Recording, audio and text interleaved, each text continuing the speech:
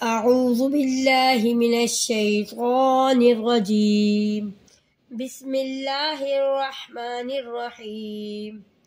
अस्सलामु अलैकुम व रहमतुल्लाहि व बरकातुहू। अलामाते वक़्फ़। बच्चों, आज हम आपको अलामाते वक़्फ़ के बारे में बताएंगे, यानी कुरान मजीद में ठहरने और ना ठहरने की अलामतें। इस बारे में हम आपको समझाते हैं कि किस जगह पे कुरान मजीद में हमको ठहरना है और किस जगह पर नहीं ठहरना, और कहाँ पे मिला के पढ़ना है, कहाँ पे रुक जाना है, कहाँ पे वक़्फ़ ज़रूरी है, कहाँ पे ज़रूरी नहीं। कुरान मजीद क्योंकि अरबी ज़बान में है और हर शख्स अरबी ज़बान नहीं जानता, इसीलिए कुरान करीम में जगह जगह कुछ अलामात और निशानियाँ दे दी गई हैं जिनकी मदद से पढ़ने वाला सही जगह रुक सके ताकि मायने में कोई ख़राबी पैदा ना हो। उसके बारे में मैं आपको समझाती हूँ। अलामाते वक़्फ़। सबसे पहले है वक़्फ़े ताम। वक़्फ़े ताम ये ऐसा गोल निशान होगा, ठीक है बच्चों, इसको हम कहेंगे वक़्फ़े ताम। ये आयत ख़त्म होने की अलामत है, ठीक है बच्चों। वक़्फ़े ताम जब होगा ये आयत ख़त्म होने की अलामत है। इसके बाद है आयत के ऊपर छोटा सा ये मीम बना होगा, इस मीम को हम कहेंगे वक़्फ़े लाजिम। ये वक़्फ़ कौन सा कहलाएगा? वक़्फ़े लाजिम। वक़्फ़े लाजिम होगा जहाँ यहाँ पर ज़रूर ठहरना चाहिए, ठीक है बच्चों।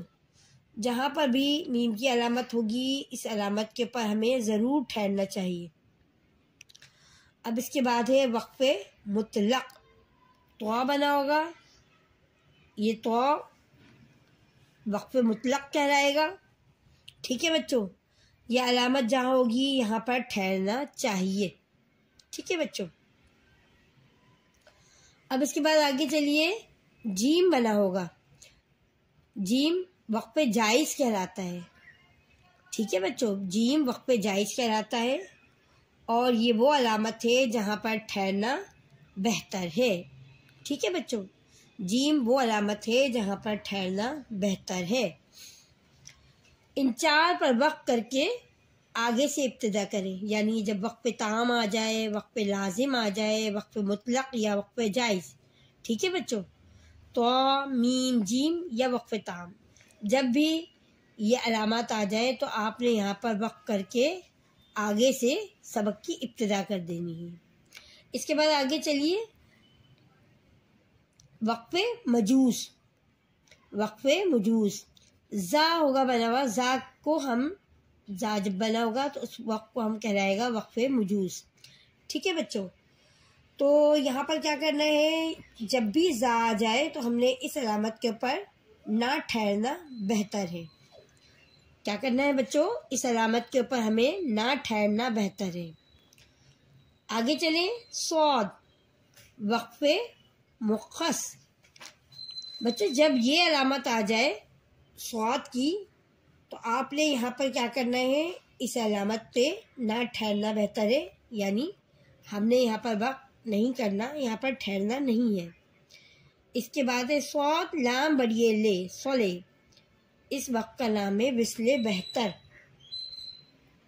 क्या नाम है बच्चों इस वक़्फ़ का? विस्ले बेहतर। इस जगह पर भी जब वक़्फ़ करना पड़ जाए तो हमें यहाँ पर वक़्फ़ नहीं करना है। क्या करना है, हमें यहाँ पर वक़्फ़ ना करना बेहतर है। सोले पे हमें वक़्फ़ ना करना बेहतर है, यहाँ पर ठहरना नहीं चाहिए, ठीक है बच्चों। इसके बाद है खौफ, यानी क़ीले इलैहिल वक़्फ़। बाज़ उलमा के नज़दीक यहाँ पर वक़्फ़ है और बाज़ के नज़दीक यहाँ ना ठहरना बेहतर है, ठीक है बच्चों। खौफ के ऊपर बाज़ उलमा के नज़दीक यहाँ पर वक़्फ़ किया जाए, यहाँ पर ठहरना बेहतर है, लेकिन यहाँ पर ना ठहरना बेहतर है बाज़ के नज़दीक। इन चारों पर ज़रूरत की बिना पर वक़्फ़ करके आगे से इब्तिदा करनी है, यानी वक़्फ़े मजूज़, वक़्फ़े मुख़्ख़स, वस्ले बेहतर, क़ीले इलैहिल वक़्फ़। इन चारों पर ज़रूरत की बिना पर वक़्फ़ करके आगे से, यानी सबक की आगे से इब्तिदा करें। ज़रूरत अगर आपको महसूस हो रही है, यहाँ पर वक्त करना पड़ रहा है, सांस टूट रही है, तो आपको यहाँ पर रुककर आगे से इब्तिदा करनी है। ठीक है बच्चों। अब है स्वाद लाम सॉल, यानी जब भी ये अलामत आएगी आयत के साथ स्वाद लाम लिखा होगा तो यहाँ पर आपने क्या करना है, मिलाकर पढ़ना है। क्या करना है बच्चों, मिलाकर पढ़ना है। अगर हमने यहाँ पर वक्त करें, अगर हम यहाँ पर अगर हमारी सांस टूट रही है, हमें कोई मजबूरी है, कोई खांसी आ गई, कोई छींक आ गई या कोई और मजबूरी हो गई, हमारी सांस टूट गई, तो हमने क्या करना है, यहाँ पर वक्त अगर हमसे हो गया, हम रुक गए, तो हमने क्या करना है, पीछे से मिलाकर पढ़ना है, अयादा करना है, यानी पीछे से हमको अपनी आयतों को पीछे वाली आयत से दोबारा मिलाना है और फिर इसको पढ़ना है, यानी पीछे से सबक को लौटाए। ठीक है बच्चों। अब इसके बाद है सीन सक्ता। सीन सक्ता, सक्ते का क्या मतलब है, सांस टूटे बगैर थोड़ी देर के लिए रुक जाना सक्ता कहलाता है। यानी सांस ना टूटे आपकी और सांस थोड़ी तोड़े बगैर आपने थोड़ी देर के लिए रुक जाना है और उसको फिर आगे पढ़ना है, ये होता है सक्ता। जब भी सक्ते का निशान आ जाए किसी भी अलामत के ऊपर, किसी भी हर्फ के ऊपर, तो आपने उस जगह पर इसी तरह पढ़ना है कि सांस रोके बगैर थोड़ी देर के लिए उस जगह पर रुक के आगे बढ़ जाना है। इसके बाद आता है ला। अक्सर आयतों के बीच में ये अलामत होती है लिखी हुई, तो आपने क्या करना है, इसकी यानी इसके बाद से इब्तिदा ना करो।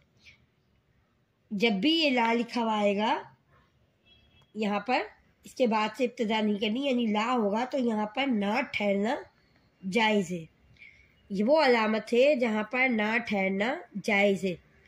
अगर ये अलामत के दरमियान में हो, ला अलामत के दरमियान लिखा हो, तो आपको यहाँ बिल्कुल भी नहीं ठहरना चाहिए, बल्कि आयत को आगे मिलाकर पढ़ना चाहिए और यहाँ पर वक्त करना नहीं चाहिए।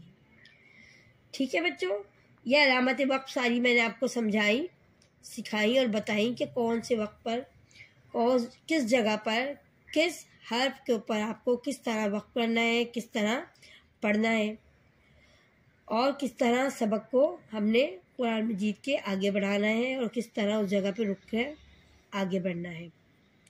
प्यारे बच्चों, आज के लिए मेरा सबक यही अलामत वक्त आपको समझाना था। इंशाअल्लाह कल हम अपने नए सबक के साथ फिर हाजिर होंगे। कल तक के लिए इजाज़त दें। अल्लाह निगहबान।